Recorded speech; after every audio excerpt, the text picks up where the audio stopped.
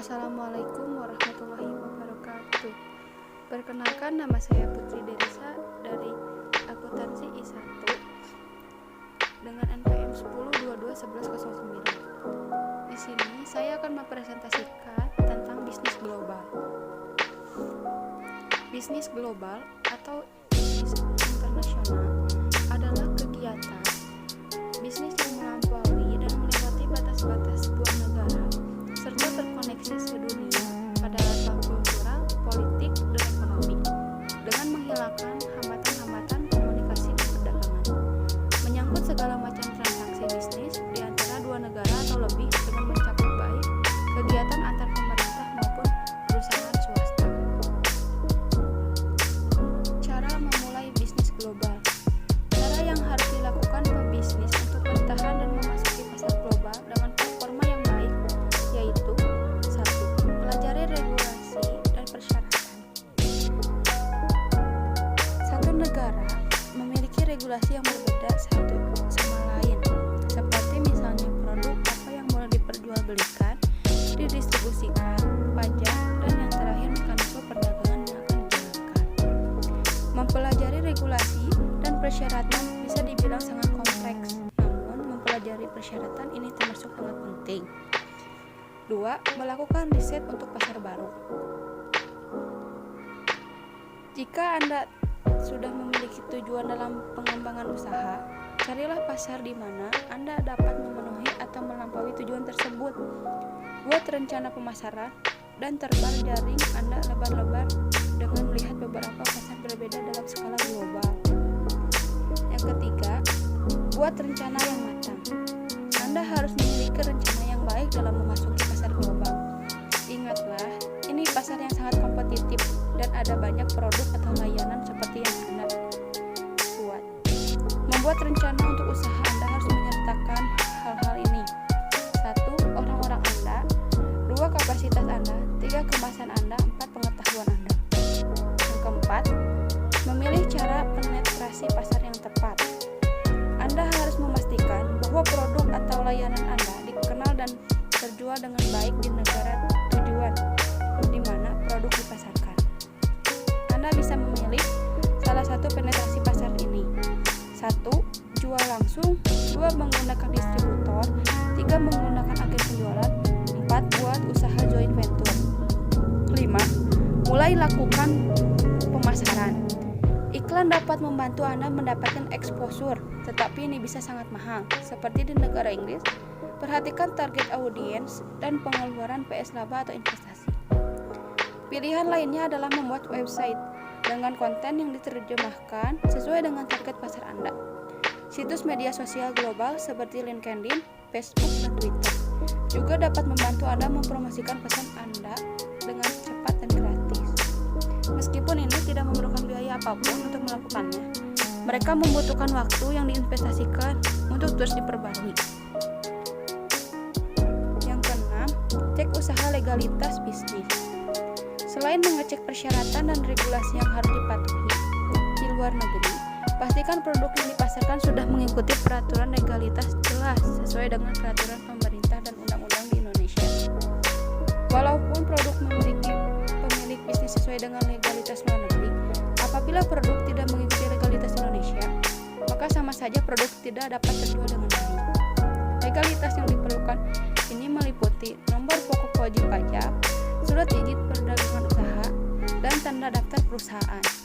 Dokumen lainnya adalah faktur perdagangan, surat pernyataan mutu, dan hasil ekspor. 7. Pilih transportasi yang tepat. Pilih transportasi logistik yang tepat. Langkah selanjutnya adalah Anda harus mengirimkan produk Anda ke sana.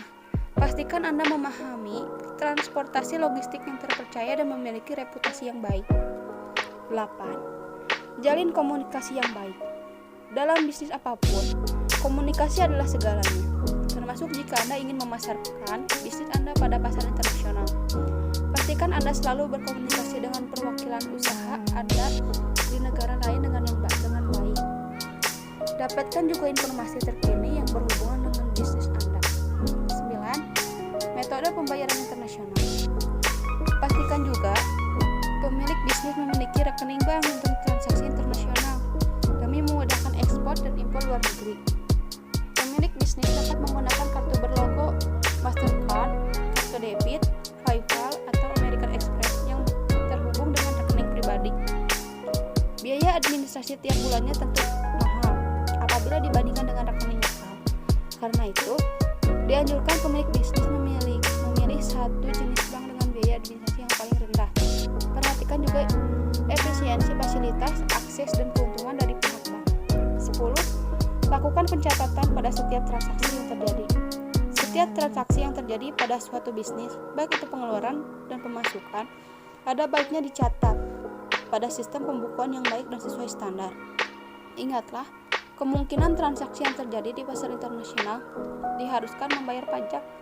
Ini tentu akan menyebabkan kesulitan untuk Anda untuk memantau keuntungan, pengeluaran, dan pemasukan, terlebih jika transaksi tersebut menggunakan mata uang asing. Adapun strategi yang lainnya ialah melakukan penelitian, membentuk tim, bangun hubungan dekat dengan pembisnis lokal, pelajari sistem pajak dan hukum, persiapkan pemasaran, dan lain. Strategi multinasional, yaitu subsidiari asing beroperasi secara otonomi. Strategi internasional, yaitu subsidiari asing beroperasi secara otonomi, namun tergantung pada pusat untuk inovasi baru. Strategi global, yaitu operasi di seluruh dunia dikelola oleh pusatnya. Strategi transnasional, yaitu pengintegrasian kegiatan bisnis global melalui kerjasama dan interdependensi antara pusat operasi dan subsidiari internasional, serta pemanfaatan TI global. Alasan perusahaan melakukan bisnis global, yaitu 1. Untuk meningkatkan penjualan. Alasan utama perusahaan terlibat dalam bisnis internasional adalah untuk meningkatkan penjualan dan menggapai pasar baru sehingga dapat meraih pertumbuhan usaha yang positif. Mempertimbangkan fakta bahwa negara berkembang adalah mayoritas konsumen yang terinspirasi dengan gaya hidup barat. Maka dari itu, wajar jika perusahaan multinasional kerap mentarget pasar negara berkembang. Terlebih dengan menurunnya pemasaran di wilayah tertentu, perusahaan berharap untuk dapat menutup penurunan itu dengan memperluas jangkauan ke pasar baru. Daya tarik balik modal di pasar berkembang juga kerap menjadi pertimbangan perusahaan yang penting. 2.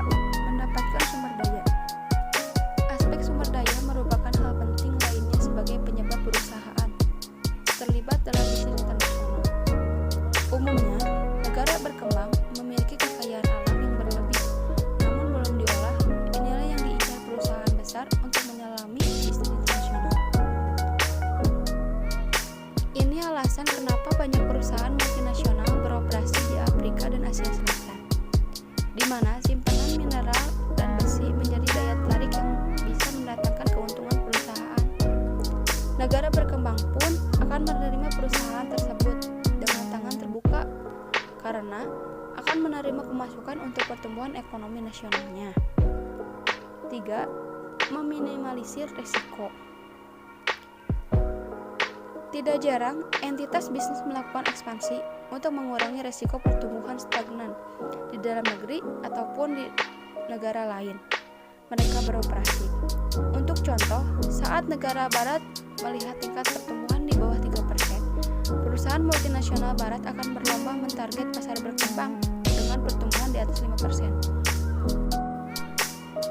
Tidak semua negara memiliki sumber daya alam yang melimpah, sehingga saat terjadinya kondisi lebih murah, maka pilihan membeli lebih tepat dibandingkan dengan memproduksi. Penjualan secara langsung merupakan langkah dalam meningkatkan kondisi keuangan, di mana distribusi yang dilakukan secara luas akan menghasilkan keuntungan yang banyak pula. Keinginan untuk mentransfer teknologi modern akan berjalan secara efektif dan efisien. Contoh perusahaan di Indonesia yang menembus pasar global. Ini adalah perusahaan-perusahaan Indonesia yang menembus pasar global. Di sini, saya akan memberikan contoh perusahaan di Indonesia yang menembus pasar global. Salah satunya adalah perusahaan Indomie.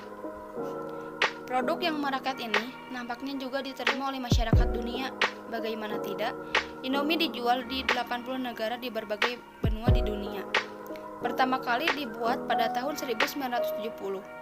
Kini Indomie yang berada di tangan Indofood telah memiliki pabrik di Malaysia, Arab Saudi, Nigeria, Kenya, dan lain sebagainya. Tentu di tiap negara dilakukan kerjasama dengan perusahaan lokal agar membuka akses yang lebih luas pada pasar. Benua Afrika kini menjadi fokus utama dari pengembangan. Karena pasar yang begitu potensial di sana, dibuatlah pabrik di Nigeria dan Kenya yang dapat menjangkau Afrika Barat dan Timur sekaligus. Jumlah investasinya pun tidak main-main, sehingga 7,3 juta US dollar. Pabrik ini memiliki kapasitas produksi 100 juta bungkus per tahun.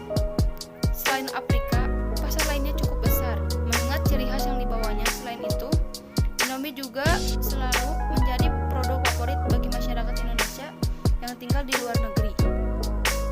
Sekian presentasi dari saya. Mohon maaf jika ada salah kata.